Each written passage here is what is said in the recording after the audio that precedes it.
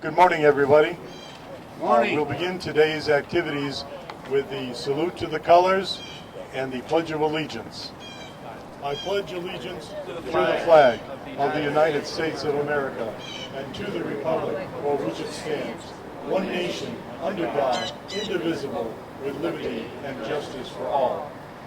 An invocation by Commander of Chapter 299, Ed Langevin. Heavenly Father, we want to thank you for giving us this nice day for our ceremony. The honor goes to me today to introduce a man who has been very important with the creation of this monument to Korea defense veterans, Jeff Brodeur.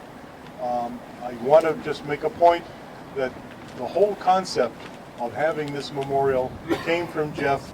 He worked with Bob Shore, the architect, to get it designed, and it's my great pleasure to introduce you to Jeff Brodeur. Thank you, Al. Welcome everybody, Gold Star families, especially the Zink family, for coming and unveiling the memorial. And I just talking to the family before we got here, and you know, there's a story behind this. And if you look on the second page of your program, those are some of the casualties that nobody has really recognized by our government, our state, our federal government, except the men and women who served over there. And I've really been honored to create this tribute to those who have served in active duty and supported the defense of Korea. In summary, this memorial will serve two purposes. First, to recognize, remember, and honor the achievements of the Korean defense military personnel to date. Secondly, for future generations, this memorial will show to the citizens of both nations that we will continue our striving for success.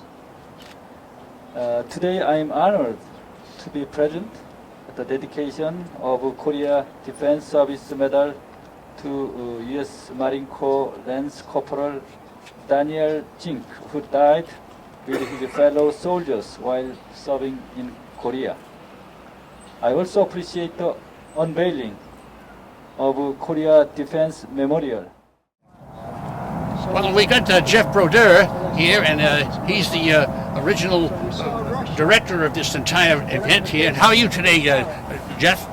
Very good, Nick. Thank you for coming. We appreciate all you do for our community. Well, when everybody is a teamwork. We do a little bit. We do what we have to do. Who's this good-looking fellow in the center here? That's in there? It's my good friend, Dr. Hahn, came all the way from Syracuse University.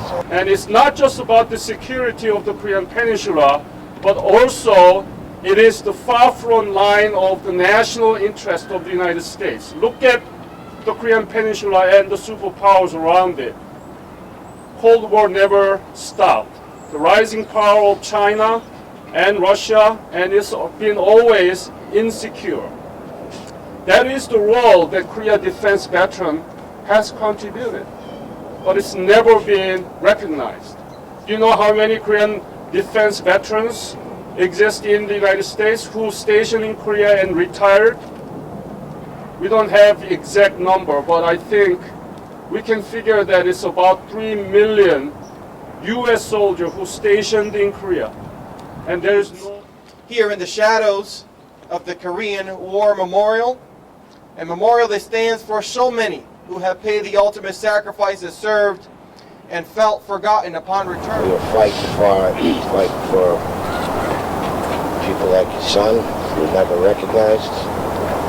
Bill passed in 02, and I know you probably never got it, but we're here to present it to you on behalf of the Korea War Veterans Association, from all of us, not just our chapter, the whole organization. I want to present you, and especially Daniel, Korea Defense Service Medal, on behalf of our grateful nation.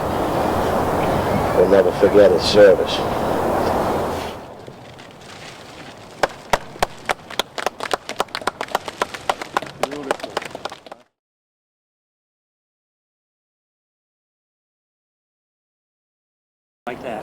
work with the Boston Planning and Development Agency, formerly known as the Boston Redevelopment Authority. We own the 100 acres in the Charlestown Navy Yard, the 12 acres of Shipyard Park.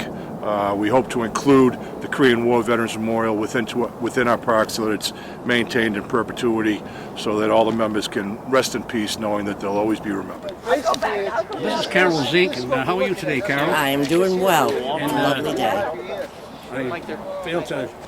I want to ask you why you feel it's so important to come here. That's kind of a stupid question for me to ask. Well, it's a memorial for my son, and he's being acknowledged for his passing in Korea. And it's a pleasure and an honor to accept the medal that he's given. Ed Langevin. This is Ed Langevin, and he's a Korean War veteran. How are you, Ed, today? Very good. And why do you think it's so important to be coming here to this event? Well, I'm a Korean defense veteran, and they seem to awfully forget about us. They think the war ended in 1953, 52, and it didn't.